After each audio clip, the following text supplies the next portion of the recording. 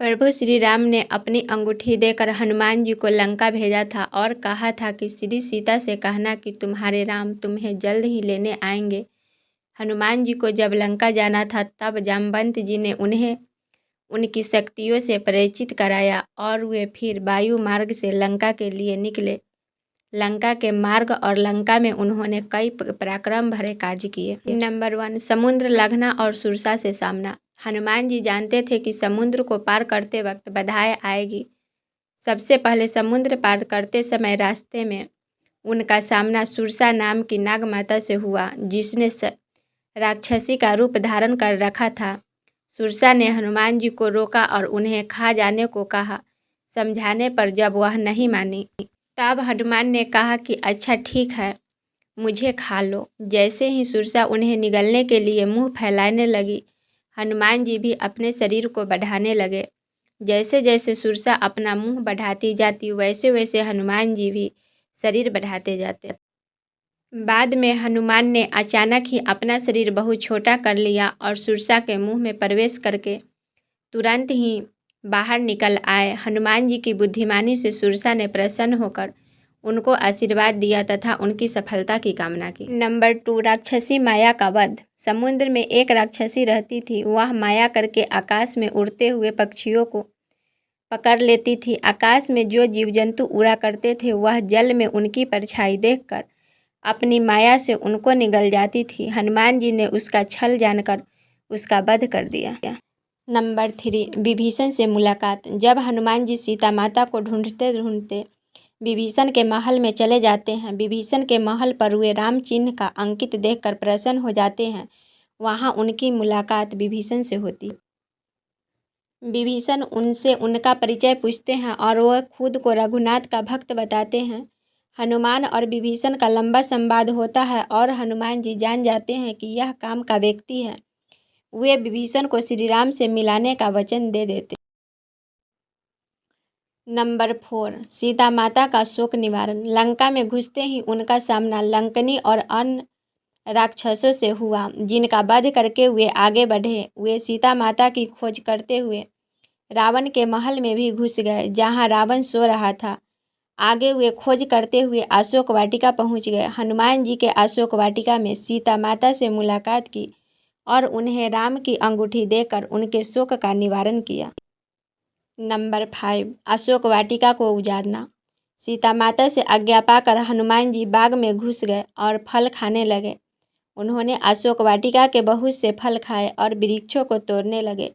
वहाँ बहुत से राक्षस रखवाले थे। उनमें से कुछ को मार डाला और कुछ ने अपनी जान बचाकर रावण के समक्ष उपस्थित होकर उत्पाती बानर की खबर दी।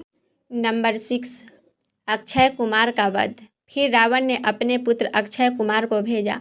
वह असंख्य श्रेष्ठ योद्धाओं के साथ लेकर हनुमान जी को मारने चला।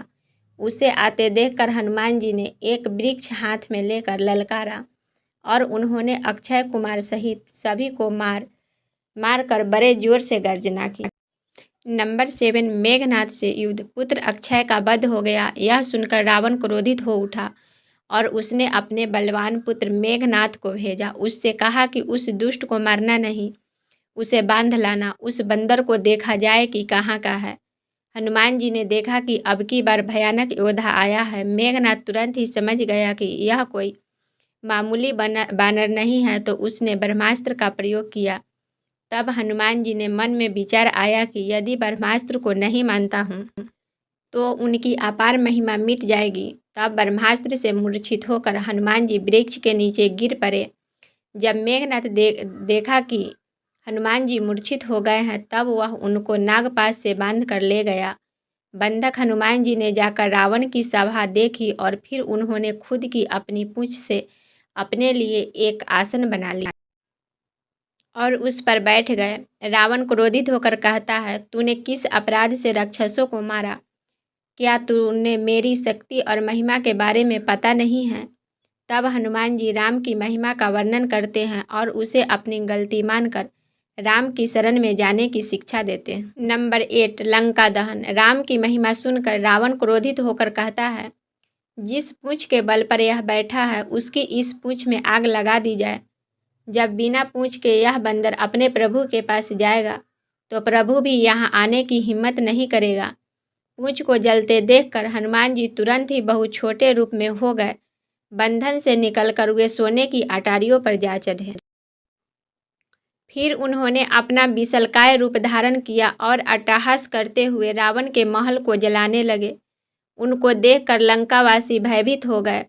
देखते ही देखते लंका जलने लगी और लंकावासी भयांक्रांत हो गए।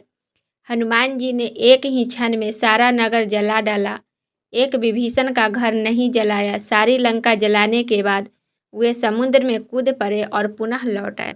नंबर 9, राम को सीता की खबर देना। पूंछ बुझाकर फिर छोटा सा रूप धारण कर हनुमान जी और श्री जानकी जी के सामने हाथ जोड़कर जा खड़े हुए और उन्होंने उनकी चूड़ामणि निशानी ली और समुद्र लांघ कर वे इस पर आए और उन्होंने वानरों को किलकिला शब्द सुनाया। हनुमान जी ने राम के समक्ष उपस्थित होकर कहा, हे नाथ। चलते समय उन्होंने मुझे चूड़ामणि उतार कर दी। श्री रघुनाथ जी उसे लेकर हनुमान जी को हृदय से लगा लिया। हनुमान जी ने फिर कहा, हे नाथ। दोनों नेत्रों में जल भरकर जानकी जी ने मुझसे कुछ वचन कहे और हनुमान जी ने श्री जानकी जी के विरह कथा कह सुनाई, जिसे सुनकर राम की आंखों में आंसू आ गए।